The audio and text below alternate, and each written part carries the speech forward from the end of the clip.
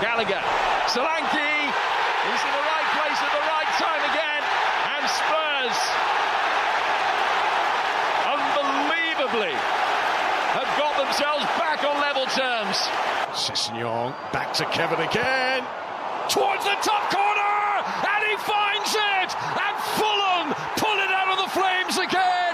It's another late stoppage time goal for Marco Silva's team. Benjamin Sesko! Asumaan oduu keenya maddeen alaatii qandeeffannetti darbina. Manchester United injifannoo sadaffaa walittaansuudhaan galmeessise. Premier League England torbee 24ffaatiin Manchester United Old Traffordtti goolii 3-2 Fulham injifachuun Michael Carrick jalatti taphoota 3 walittaansuudhaan mo'ateera. Manchester United goolii taphattoonni Brazil Casemiro fi Matias Cunhaan galchaniin goolii 2-0dhaan dursuu eegale. Ta'us Raul Jimenez daqiiqaa 85ffaa irratti peenaalitiin, Kevin immoo daqiiqaa 91ffaa irratti taphaan goolii Fulhamiif galchaniin Manchester United dhiibbaa keessa seenee ture. Jijjiirramii kan Benjamin Sheshkoon daqiiqaa 94ffaa irratti kubbaa Bruno Fernandes isaaf mijeessee galchuudhaan taphichi injifannoo Manchester Unitediin xumurame. Kaleessuma Manchester Cityin dirree isaatiin ala Tottenham waliin goolii 2 qixaan xumuruun Arsenaliif haala mijeesseera. Manchester Cityin goolii Ryan Sharkii fi Anton Semenyoon boqonnaadhaan dura galchaniin 2-0dhaan dursaa boqonnaa ba'e. Boqonnaa deebii Dominic Solanken gooliiwwan 2 lakkoofsiseen Tottenham boodaa ka'uudhaan qixxaateera. Cityin taphoota 6 darbanirraa qabxii 18 argachuuf malu keessaa 11 dhabeera. Aston Villaan goolii 1-0dhaan Brentfordin mo'ameera. Taphni Nottingham Forest fi Crystal Palace goolii 1 qixaan golabame.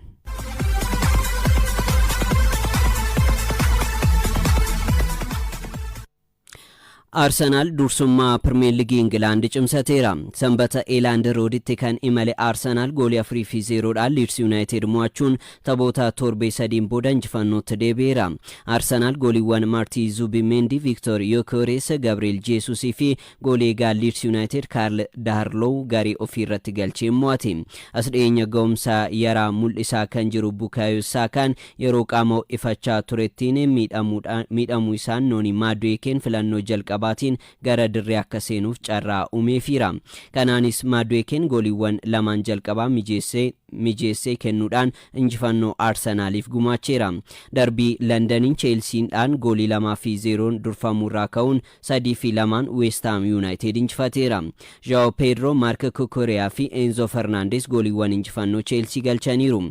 Jarrod Bowen fi Samarville goolii West Ham ittiin dursu galchanis kilabichi mo'amuurraa hin baraarre. Taphataan ittisaa West Ham Todibo Atakaro uumuu isaatiin daqiiqaa dabalataa boqonnaa boodaa irratti kaardii diimaadhaan dirreedhaa baheera.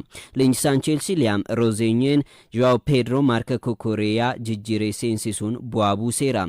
Liverpool durfamuurraa ka'uudhaan goolii 4-1 Newcastle United mo'achuun taphoota 5 booda injifannootti deebi'e. Hugo Ekitike goolii 2, Florian Wirtz fi Ibrahima Konateen goolii 1 galchaniiru. Arsenal garaagarummaa qabxii City waliin qabu 6tti bal'isuudhaan qabxii 53 Premier League England dursaa jira.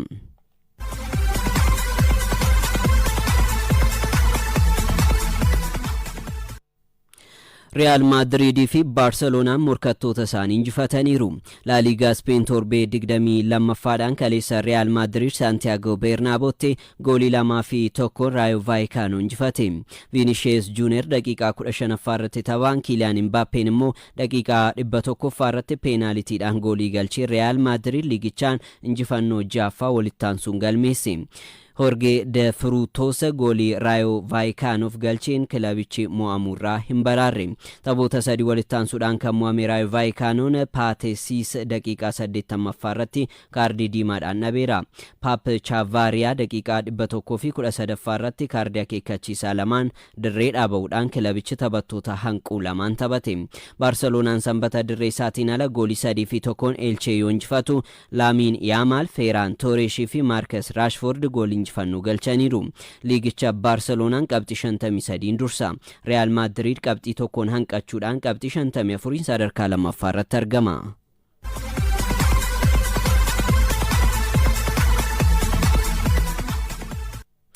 Seeriyaa Itaalii torbee 23ffaadhaan Inter Miilaan Kiriimooneense injifachuun dursummaa liigichaa cimsate. Naapooliin Fiorentina Juventus Parma injifachuun sadarkaa isaanii fooyyeffataniiru. Abdurrahman Amin. Left by Zielinski.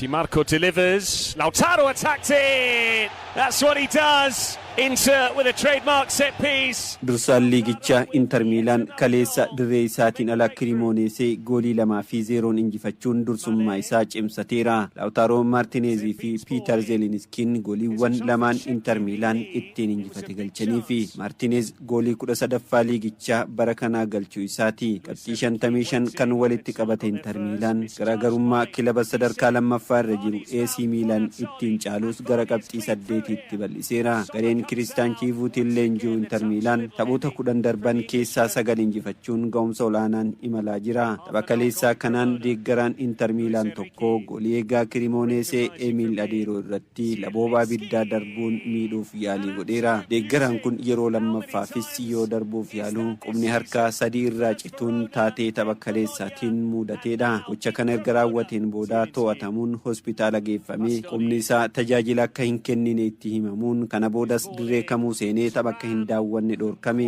Corner from the far side, Bremer! A bullet header from the Brazilian. Juve have threatened early on here at the Tardini. Juventus dirree isaatiin ala gara Stadio Inio Tardini imaluun goolii 4-1 Parma injifate. Gileesan Bremer goolii 2 West Ham Makenii fi Jonathan David goolii 1 Juventusiif galchaniiru. Dhibbentaa 60 kubbaa kan to'ate Juventus yeroo 8 kubbaa kallattii goolii eeggatan yaaluun walakkaa isaa galchuun milkaa'e. Juventusiif goolii kan galchan Gileesan Bremerii fi West Ham Makeniin Luciano Spallettiin nama addaatii jiruu kubbaa miilaa keenya keessatti leenjisaa akkanaatiin hin leenjine waan addaa akka ati hojjettuuf si kakaasu jedhani. Luciano Spallettiin ammoo eenyuyyuu haa ta'u ani taphataa injifannoof carraaqunan jajjabeessa jedhaniiru. Kaleessuma Torinoon 1-0 liichee yoo injifatu Como fi Atalantaan goolii malee gargar bahanii. Naapooliin sanbata goolii 2-1 Fiorentina injifachuun gara sadarkaa sadaffaatti ol siqeera. Antonio Vergara fi Miguel Gutierrez Napoliif goolii 1 galchanii fi Manor Salamon goolii takkitti Fiorentina injifatamuu irraa hin baraarre galchee fi Cagliariin 4-0 Hellas Verona Sassuoloon 3-1 Pisa injifataniiru. Roman har'a sadarkaa sadaffaa Napoliin irraa fudhatetti deebi'uuf dirree isaatiin ala Udinese waliin morkata. Boru AC Milan Bologna waliin taphachuun torbee 23ffaa liigichaa goolabama. Serie A kana Inter Milan qabxii 55 yoo dursu AC Milan 47 lammaffaa, Napoliin 46, Juventus 45 sadaffaa fi afuraffaadha. Baay'ina goolii Serie A bara kanaatiin Lautaro Martinez Inter Milan irraa goolii 13 galchuun dursaa jira. For Goodmanson, terrific save from mid-end. Fiorentina are wondering how they haven't scored there.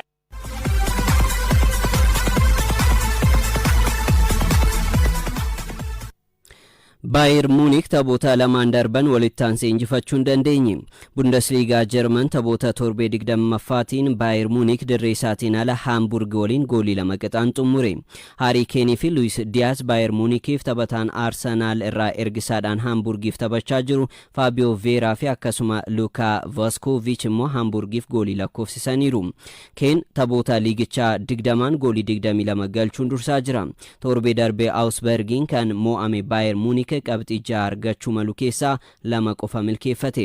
Ta'us Bayern Munich qabxii 51 dursaa jira. Taphoota arfan darban walitti aansuudhaan kan injifate Borussia Dortmund qabxii 6 caalamuun sadarkaa lammaffaa irratti argama. Taphoota liigii France torbee 20ffaatiin kaleessa Paris Saint-Germain goolii 2-1 Strasbourg injifachuun dursummaa liigichaatti deebi'eera. Sene Mayulu fi Nuno Mendes goolii injifannoo kan galchan yoo ta'u, Ashraf Hakimiin balleessaa raawwateen daqiiqaa 75 irratti kaardii diimaadhaan dirreedhaa ba'eera. Liigicha Paris Saint-Germain qabxii 48 dursa. Lons qabxii 2 duubatti hafuun qabxii 46 sadarkaa lammaffaadha.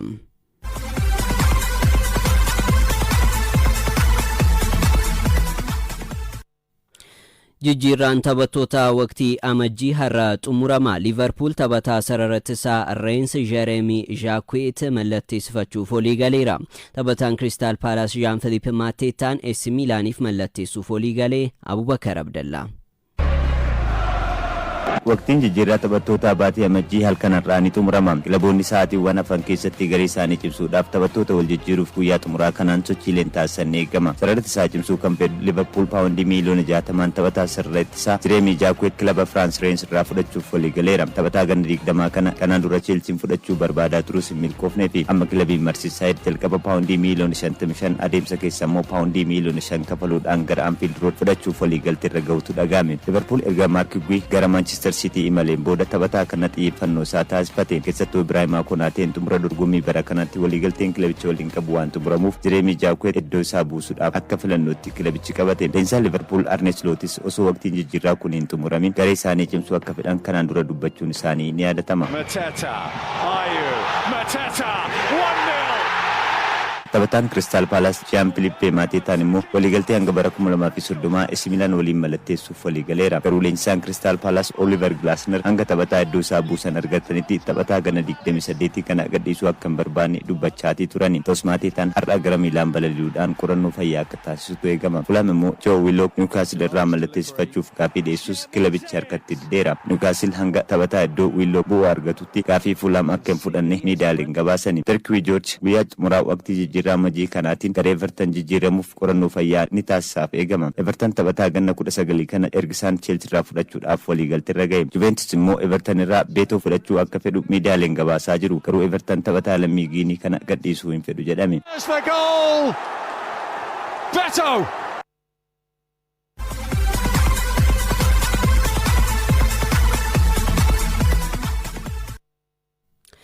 Oduu keenya xumuraatiin Carlos Alcaraz shaampiyoonaa teenisa dirree Australiyaan Open ta'eera. Dorgommii teenisa dirree Australiyaan Open Meelboornittiin dorgomamaa tureen dorgomaan lammii Spain Carlos Alcaraz Novak Djokovic injifachuun shaampiyoonii ta'e. Carlos Alcaraz qabxii marsaa 5 fudhateen 6-2, 6-2, 6-3 fi 7-5 marsaa 4 injifateera.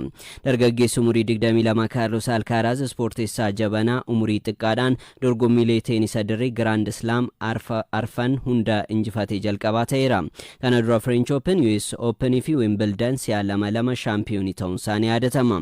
Yeroo 24 shaampiyoonii Grand Slam ta'uudhaan riikaardii harkaa kan qabu dorgomaan lammii Serbiyaa Novak Djokovic riikaardiin si'a 25ffaadhaaf shaampiyoonii ta'uudhaaf dorgomaa ture jalaa fashalaa'eera.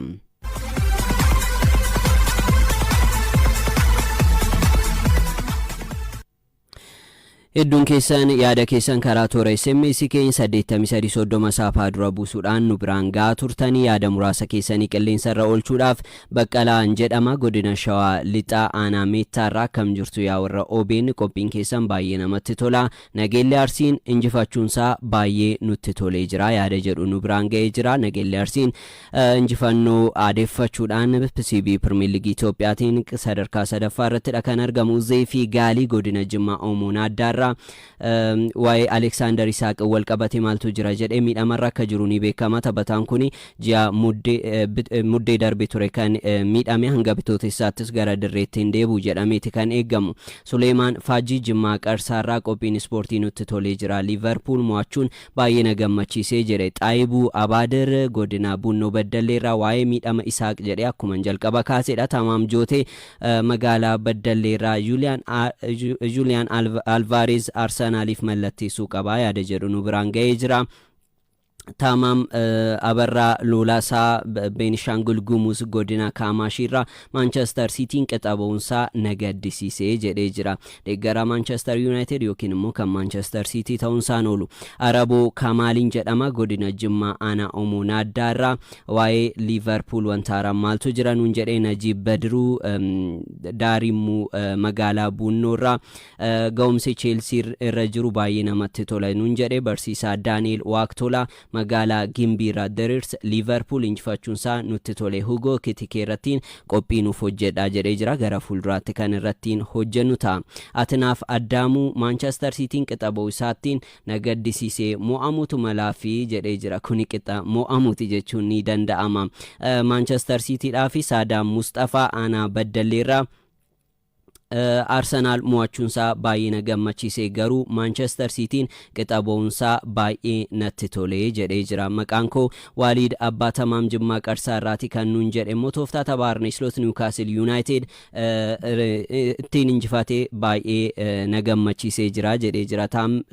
Taayyee jedhama kan nuun jedhe immoo godina Arsii aanaa Gololchaa irraa qophiin ispoortii baay'ee namatti tola. Nageellee Arsiin kan isa dhaabuu hin jiru nuun jedhe jira. Hedduun keessan waa'ee Arsenaal akkasuma nageellee Arsii irratti miira isinittiin dhaga'ame waan nu biraan geessaniif guddaa galatoomaa isiniin jecha qophii ispoortii keenya kan wiixata guyyaa kanumaan kan xumuru ta'a. Oduun sa'aatii 7tti fufaa. Turtii gaarii.